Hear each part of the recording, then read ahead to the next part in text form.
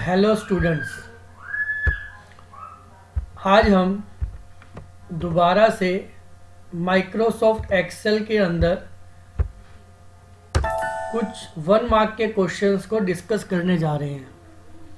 ध्यान दीजिएगा, आपका जो टोटल 60 मार्क्स का पेपर आना है उसके अंदर 14 मार्क्स का सिर्फ माइक्रोसॉफ्ट एक्सेल है आपका। तो इसीलिए हम इसे बार बार कर रहे हैं ताकि कि आप इसे समझ सकें, इसे याद कर सकें। ध्यान दीजिएगा, कुछ बच्चे अगर आपने ये चीज़ें पहले लिखी हैं तो भी आप इन्हें दोबारा से लिख लें, और अगर नहीं लिखी हैं तो आप इसे ज़रूर लिख लें। अब हम रिवीजन मोड में हैं, रिवीजन कर रहे हैं। रिवीजन में जो भी चीज़ें आपको कराई जा रही है, अगर आपने वो पहले से लिखी हैं तो भी उसे ज़रूर एक बार दोबारा से लिख लें। वैसे आपका रिवाइज भी हो जाएगा और आप इसे याद भी करें साथ साथ, क्योंकि पेपर में ये इस तरीके की चीज़ें पूछी जाती हैं। अगर आपके पास लिखी होंगी तो आपको याद करने में आसानी होगी। तो कुछ ऑब्जेक्टिव क्वेश्चन जो कि फिल इन द ब्लैंक्स के रूप में या ट्रू फॉल्स के रूप में, या आपके जो 4 आंसर्स वाले क्वेश्चन होते हैं जिनमें से आपको एक पे टिक लगाना होता है, कुछ क्वेश्चन ये मैंने एक्सट्रैक्ट किए, निकाले हैं। आप इनको, जैसे कि ये फिल इन द ब्लैंक्स के रूप में, आप इन्हें पढ़ें, समझें। मैं आपको इनको समझा रहा हूँ और इन्हें याद भी करें। तो एक्सेल भी हम साथ साथ खोल लेते हैं ताकि अगर हमें कोई भी रिक्वायरमेंट लगती है कि हम एक्सेल के अंदर उस चीज़ को करके देखें तो मैं आपको वो वहाँ पर साथ के साथ बताता चलूँगा। तो देखिए, पहला फिल इन द ब्लैंक्स है हमारे पास, MS Excel is popular dash software for Windows. तो इसका आंसर है स्प्रेडशीट। आप इसे याद करें, ध्यान दीजिएगा, माइक्रोसॉफ्ट एक्सेल को स्प्रेडशीट सॉफ्टवेयर कहा जाता है। स्प्रेडशीट का मतलब होता है एक ऐसा सॉफ्टवेयर जिसका यूज़ कैलकुलेशन करने के लिए किया जाता है। जैसा कि अगर आपको याद हो तो जब हम एक्सेल के अंदर काम करते हैं तो हम इसके अंदर एडिशन कर सकते हैं। फॉर एग्जांपल, ये 2 नंबर लिखे हैं, हमें इन्हें ऐड करना है तो हम ऑटो सम का प्रयोग करके इसको ऐड कर सकते हैं। अगर हम इसे मल्टीप्लाई करना चाहते हैं तो हम इसे मल्टीप्लाई भी कर सकते हैं। उसके लिए आपको खुद से फंक्शन लिखना होगा। सम की जगह आप क्या लिख सकते हैं, प्रोडक्ट लिख सकते हैं। तो आपका क्या हो जाएगा, मल्टीप्लिकेशन हो जाएगा। देख सकते हैं आंसर मल्टीप्लाई करके आ रहा है। इसी तरीके से अगर आप चाहें तो मल्टीप्लिकेशन का एक अनदर तरीका ये भी है कि आप इसको इस तरीके से यहाँ पर मल्टीप्लाई कर दें तो भी देखिए वही सेम आंसर आ रहा है। और आप चाहें तो यहाँ पर प्लस का साइन भी लगा सकते हैं, तो देख सकते हैं आपका आंसर 60 आ रहा है। आप चाहें तो डिवीज़न भी कर सकते हैं, तो ये डिवीज़न का साइन है, आपकी डिवीज़न हो गई, देख सकते हैं। और आप चाहें तो सब्ट्रैक्शन भी कर सकते हैं। तो ये आपका एक कैलकुलेशन करने का सॉफ्टवेयर है और इस सॉफ्टवेयर को क्या कहा जाता है, इस सॉफ्टवेयर को स्प्रेडशीट सॉफ्टवेयर कहा जाता है। नेक्स्ट है, there are dash rows and dash columns in Excel worksheet. Most important है, ये जो लेटेस्ट वर्जन हम इस समय कर रहे हैं, ऑफिस 2010 हम वर्क कर रहे हैं, ऑफिस 10 के अंदर वर्क कर रहे हैं। मैंने आपको उसका लिखवा दिया पेपर में भी। आप हो सके तो इसी फिगर को याद करें। पुराने वर्जन में नंबर ऑफ रोज और नंबर ऑफ कॉलम्स कम है, लेकिन जो नया वर्जन है उसके अंदर ये बढ़ गई हैं। तो मैं आपको नई वाली लिखवा रहा हूँ, पुरानी वाली आपके पास पहले से लिखी हुई हैं। पुराने वाली में आपकी 65,000 कुछ फिगर है, 536 उतनी रोज होती थी, लेकिन अब बढ़ के ये कितनी हो गई है, 10,48,576, 10,48,576 रोज एंड 16,384, 16,384 कॉलम्स है। अंतिम जो कॉलम है उसका नाम मैंने आपको याद करने के लिए लिख दिया ब्रैकेट में, जो है XFD। दोबारा से कह रहा हूँ, अगर आपने ये लिखा हुआ है तो बहुत अच्छी बात है, नहीं लिखा तो इसे नोट कर लें। आपकी ये स्क्रीन काफ़ी देर तक रुकी भी हुई है वीडियो के दौरान, आप इसे अब भी नोट कर सकते हैं या पॉज करके भी नोट कर सकते हैं और इन्हें याद भी करें।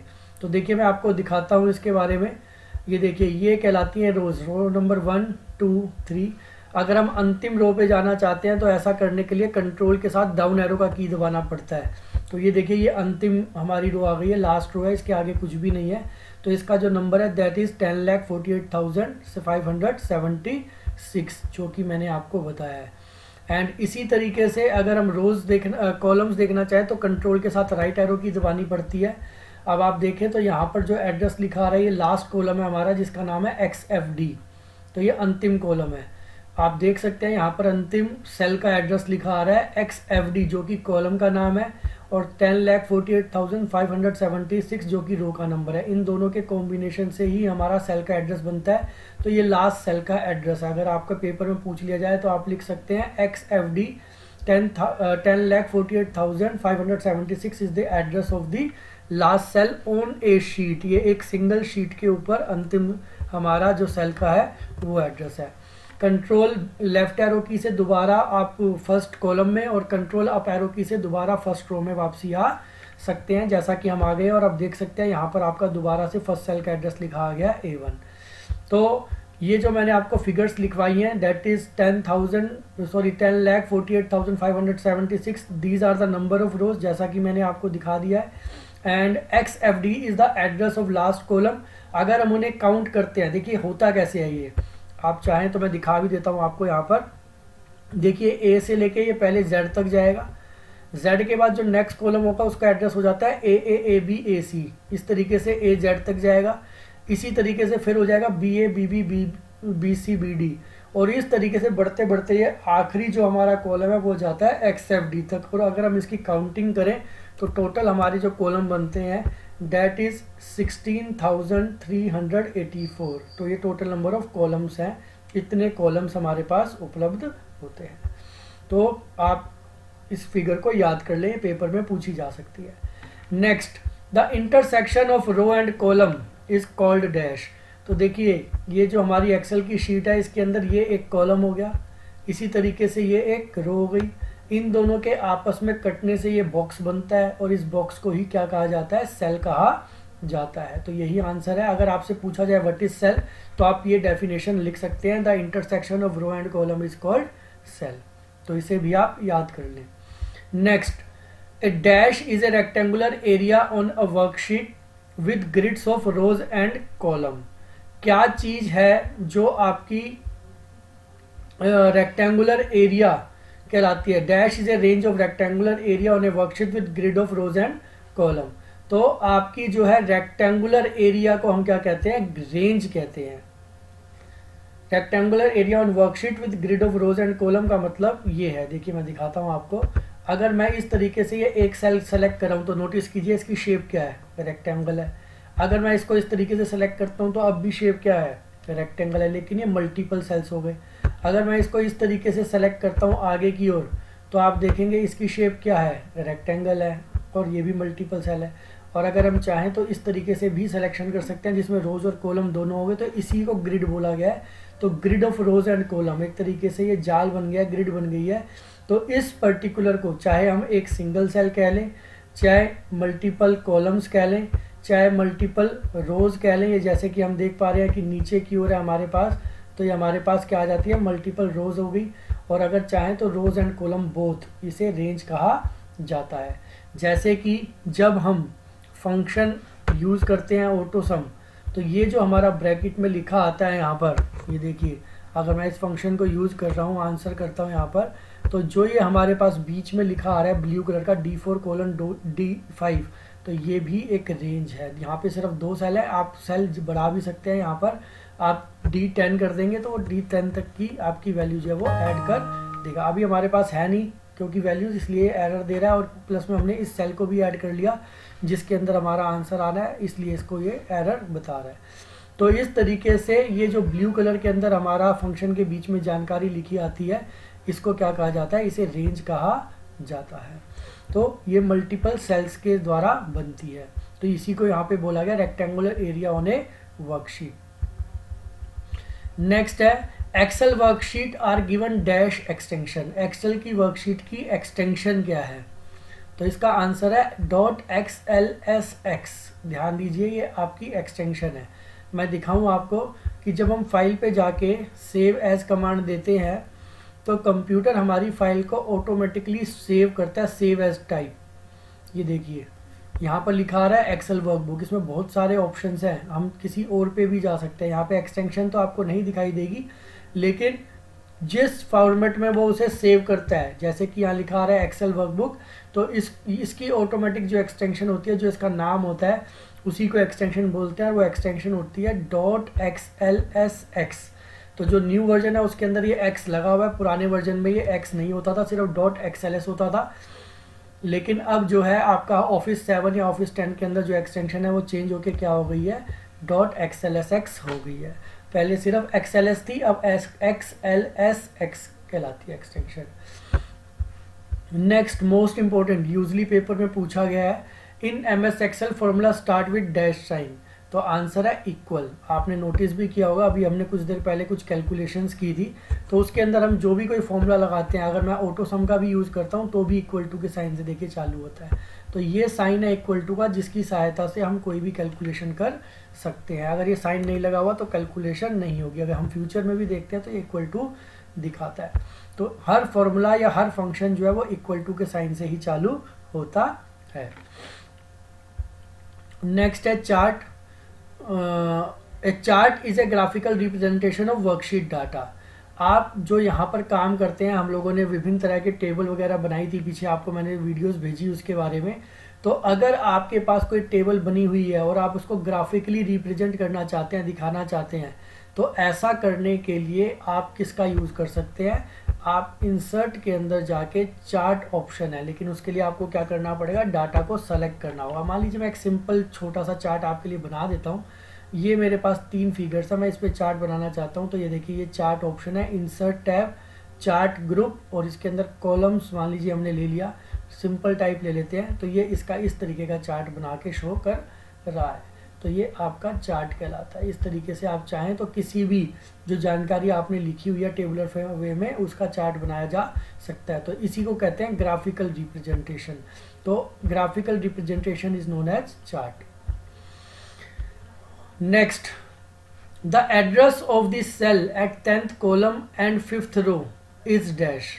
तो देखिए, आपको ये निकालना आना चाहिए, पता होना चाहिए कि एड्रेस किसी भी सेल का कैसे फाइंड आउट किया जाता है। अभी कुछ देर पहले मैंने आपको लास्ट सेल का, किसी वर्कशीट पे जो लास्ट सेल होता है उसका एड्रेस बताया था, XFD 10,48,576। अब हमसे पूछा गया address of the cell at 10th column and 5th row.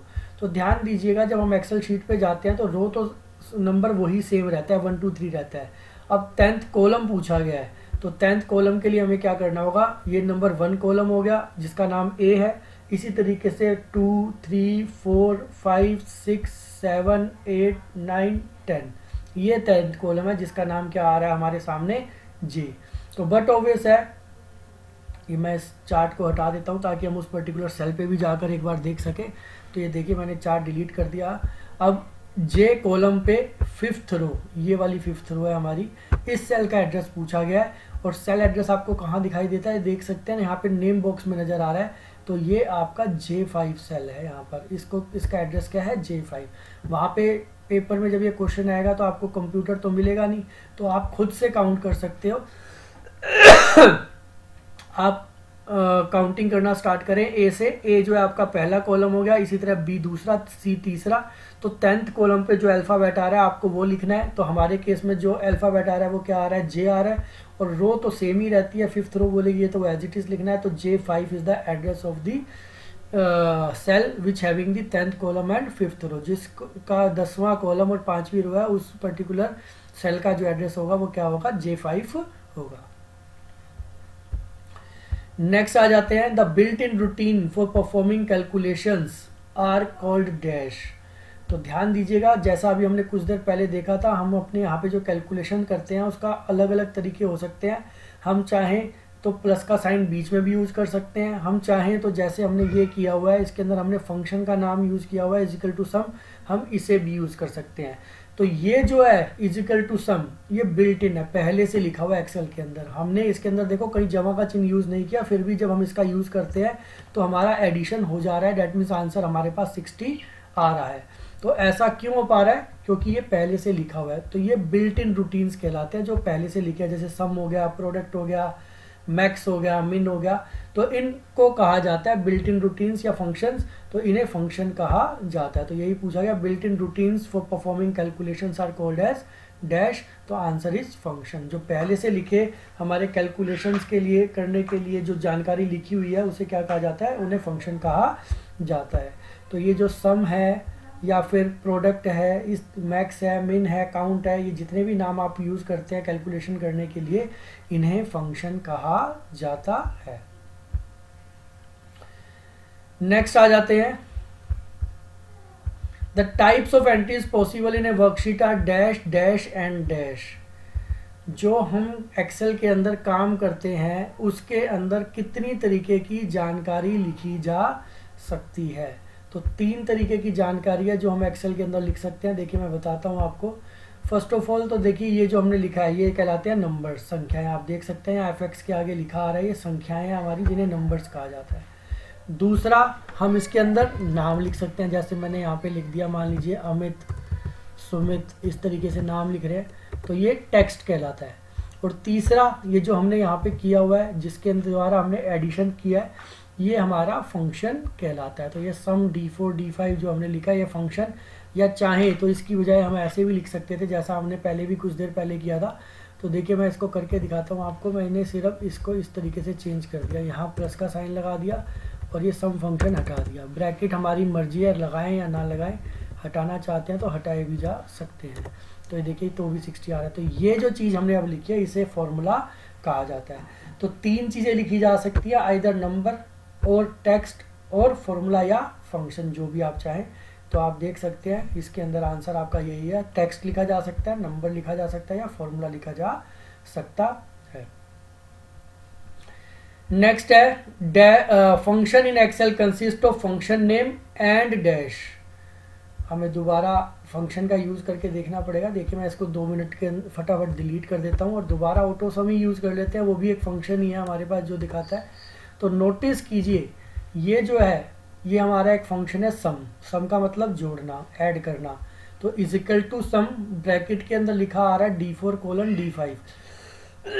तो ये जो यहाँ पर हम देख रहे हैं इसे कहते हैं रेंज, जैसा भी हमने कुछ देर पहले पढ़ा था, या इसी ही को आर्ग्यूमेंट्स या पैरामीटर्स भी कहा जाता है। देखिए जरूरी नहीं है मैं यहाँ पे कोलन के साइन का यूज़ करूँ, मैं चाहूँ तो, क्योंकि हमारे पास 2 ही नंबर हैं तो यहाँ पर कोमे का भी यूज़ कर सकता हूँ इस तरीके से। ये देखिए लिखा आ रहा है यहाँ पे नंबर 1, नंबर 2, नंबर 3, तो कोमे का भी प्रयोग किया जा सकता है। तो हमने कोमे का यूज़ किया तो भी आंसर सेम आ रहा है। अगर मल्टीपल नंबर्स होते हैं तो हमें कोलन लगाना जरूरी होता है, क्योंकि उस केस में हमें सिर्फ पहले और लास्ट सेल का एड्रेस लिखना होता है। लेकिन जब 2 ही नंबर है तो हम ऐसे भी लिख सकते हैं। तो ये जो ब्रैकेट में लिखी गई वैल्यूज़ है, चाहे वो रेंज फॉर्मेट में लिखी हो या सेल एड्रेस फॉर्मेट में लिखी हो जैसे अब लिखी हुई है, इनको ही क्या कहते हैं, इनको आर्ग्यूमेंट्स या पैरामीटर्स कहा जाता है। जो ब्रैकेट के अंदर हम लिखते हैं उन्हें आर्ग्यूमेंट्स या पैरामीटर कहा जाता है। Next, in absolute referencing dash sign is used. जब हम एब्सोल्यूट रेफरेंसिंग का प्रयोग करते हैं तो कौन से साइन का यूज़ होता है। नोटिस कीजिए अभी हम जो टोटल कर रहे हैं, ऐड कर रहे हैं, उसमें कोई साइन यूज़ नहीं हुआ, लेकिन अगर हम चाहें तो कर सकते हैं, डॉलर के साइन का यूज़ कर सकते हैं। जब हमें मल्टीपल रोज या मल्टीपल कॉलम्स को ऐड करना होता है तो उस समय पर हम चाहें तो 3 तरह की रेफरेंसिंग आपको बताई गई है। एक कहलाती है रिलेटिव, दूसरी कहलाती है एब्सोल्यूट और तीसरी कहलाती है मिक्स्ड। तो आप यहाँ पर डॉलर का साइन भी यूज़ कर सकते हैं दोनों के आगे। ये देखिए डी जो है वो हमारा कॉलम है, उसके आगे भी मैंने यूज़ किया, 4 जो है हमारी रो है उसके आगे भी यूज़ किया। तो इस तरीके से जो हम ये चिन्ह यूज़ कर रहे हैं, साइन यूज़ कर रहे हैं जिसका नाम डॉलर है, अगर हम कहेंगे आंसर में कोई बदलाव नहीं होगा, सेम ही रहेगा, लेकिन इस तरीके से लिखने की प्रक्रिया को कहते हैं एब्सोल्यूट रेफरेंस लिखना, और इसके लिए डॉलर के साइन का यूज़ किया जाता है। और इसका यूज़ क्या होता है वो मैं ऑलरेडी आपको बता चुका हूँ। सेल रेफरेंसिंग के अंदर एब्सोल्यूट सेल रेफरेंसिंग क्या होती है, जब हम फॉर्मूले को कॉपी या पेस्ट करें और हम नहीं चाहते कि हमारा सेल एड्रेस चेंज हो according to change in position, तो उस समय पे डॉलर का प्रयोग किया जाता है। और अगर हम चाहते हैं कि वो चेंज हो, अगर नहीं चाहते कि चेंज हो तो डॉलर का यूज़ करेंगे, और अगर चाहते हैं कि चेंज हो तो डॉलर के चिन्ह का यूज़ नहीं किया जाता। तो मैक्सिमम केसेस के अंदर हम विदाउट डॉलर ही यूज़ करते हैं, जिसको कि रिलेटिव रेफरेंसिंग कहा जाता है। लेकिन स्पेसिफिकली जब हम डॉलर के साइन का यूज़ कर लेते हैं तो वो एब्सोल्यूट रेफरेंसिंग कहलाता है। Next, you can view the sum of selected range by using dash feature of MS Excel। आप किस फीचर का यूज़ करते हैं, you can view the sum of selected range. अगर आपके पास कुछ नंबर्स लिखे हुए हैं और आप उनको जोड़ना चाहते हैं, sum of selected range by dash feature of M S Excel, तो इसका जो आंसर है that is your auto sum. अभी भी हम कई बार इसका यूज़ करके ऑलरेडी देख चुके हैं। देखिए मान लीजिए यही मेरे पास दो संख्याएं थी, मैं इसको चलो और थोड़े से नंबर लिख देता हूँ यहाँ पर, ये कुछ और नंबर मैंने लिख दिए यहाँ पर। अगर मैं इन सबका टोटल कराना चाहता हूँ तो जो मेरे पास एक आसान तरीका है, फीचर है, वो कौन सी है, ऑटो सम। तो देखिए इस बटन पे क्लिक करेंगे तो आप नोटिस कर सकते हैं is equal to sum bracket के अंदर D4:D8 एंटर करते हैं। तो इस तरीके से अगर चाहें तो हम इस फीचर ऑटो सम की सहायता से आसानी से एडिशन कर सकते हैं। तो यही पूछा गया, you can view the sum of selected range. जो सेलेक्टेड रेंज है ये देखिए मैं सेलेक्टेड भी कर सकता हूँ उसे, अगर हम मैं ऐसे ना कर चाहता तो इस तरीके से भी इसका यूज़ किया जा सकता है। ये मैंने सेलेक्ट कर ली, ये सेलेक्टेड रेंज होगी। एक एक्स्ट्रा सेल आपको सेलेक्ट करना होगा और फिर इस बटन पे क्लिक करते ही आंसर आपका आ जाएगा। तो किसी भी रेंज के अगर आप सम करना चाहते हैं वो सेलेक्ट करके एक एक्स्ट्रा सेल उसके अंदर ऐड करके ऑटो सम का बटन दबाएं और आपका एडिशन हो जाएगा। तो इस तरीके से ये कुछ मैंने आपको ऑब्जेक्टिव क्वेश्चंस के अंदर फिल इन द ब्लैंक्स वगैरह लिखवाए हैं, बताए हैं। आप इन्हें अच्छे से पढ़ें, वीडियो को बार बार सुने, अपनी कॉपी में ज़रूर इन्हें लिख लें और याद करें। इस तरह के ऑब्जेक्टिव क्वेश्चन पेपर में आते हैं। Thank you.